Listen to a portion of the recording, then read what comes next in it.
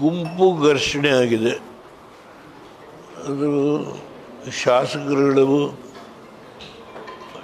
ಯಾರ್ಯಾರು ಇನ್ವಾಲ್ವ್ ಆಗಿದ್ದಾರೆ, ಯಾರೋ ಒಬ್ಬ ಹುಡುಗ ತೀರೋಗಿರನ್ನ ಬಾಡಿನ ಕ್ಯಾರಿ ಮಾಡುವಾಗ ಶಾಸಕರು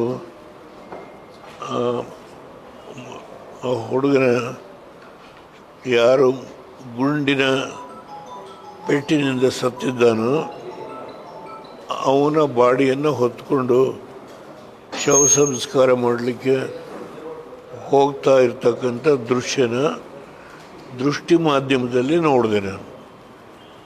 ನಾನು ಅದರ ಬಗ್ಗೆ ಕೂಡ ಏನು ಹೇಳುವ ಶಕ್ತಿ ಇಲ್ಲ. ಆ ಗುಂಡು ಹೊಡೆದರೆ ಯಾರು, ಆಮೇಲೆ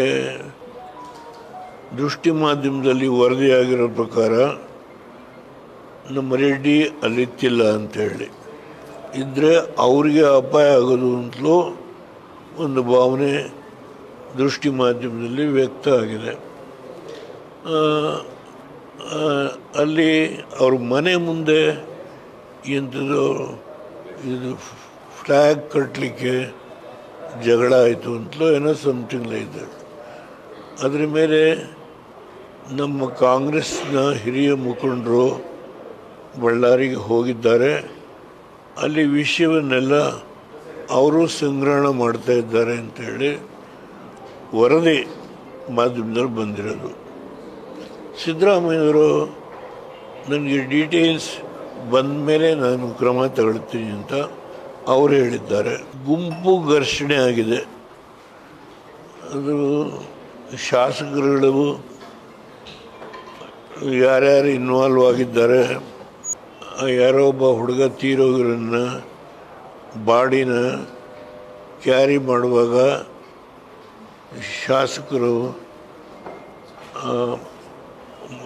ಆ ಹುಡುಗನ ಯಾರು ಗುಂಡಿನ ಪೆಟ್ಟಿನಿಂದ ಸತ್ತಿದ್ದಾನೋ ಅವನ ಬಾಡಿಯನ್ನು ಹೊತ್ಕೊಂಡು ಶವ ಸಂಸ್ಕಾರ ಮಾಡಲಿಕ್ಕೆ ಹೋಗ್ತಾ ಇರ್ತಕ್ಕಂಥ ದೃಶ್ಯನ ದೃಷ್ಟಿ ಮಾಧ್ಯಮದಲ್ಲಿ ನೋಡಿದೆ. ನಾನು ಅದರ ಬಗ್ಗೆ ಕೂಡ ಏನು ಹೇಳುವ ಶಕ್ತಿ ಇಲ್ಲ. ಆ ಗುಂಡು ಹೊಡೆದರೆ ಯಾರು, ಆಮೇಲೆ ದೃಷ್ಟಿ ಮಾಧ್ಯಮದಲ್ಲಿ ವರದಿಯಾಗಿರೋ ಪ್ರಕಾರ ನಮ್ಮ ರೆಡ್ಡಿ ಅಲ್ಲಿತ್ತಿಲ್ಲ ಅಂಥೇಳಿ ಇದ್ದರೆ ಅವ್ರಿಗೆ ಅಪಾಯ ಆಗೋದು ಅಂತಲೂ ಒಂದು ಭಾವನೆ ದೃಷ್ಟಿ ಮಾಧ್ಯಮದಲ್ಲಿ ವ್ಯಕ್ತ ಆಗಿದೆ.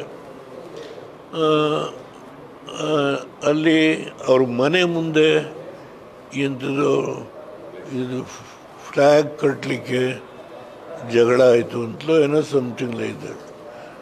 ಅದರ ಮೇಲೆ ನಮ್ಮ ಕಾಂಗ್ರೆಸ್ನ ಹಿರಿಯ ಮುಖಂಡರು ಬಳ್ಳಾರಿಗೆ ಹೋಗಿದ್ದಾರೆ.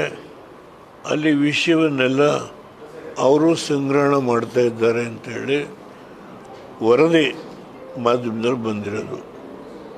ಸಿದ್ದರಾಮಯ್ಯವರು ನನಗೆ ಡೀಟೇಲ್ಸ್ ಬಂದ ಮೇಲೆ ನಾನು ಕ್ರಮ ತಗೊಳ್ತೀನಿ ಅಂತ ಅವರು ಹೇಳಿದ್ದಾರೆ.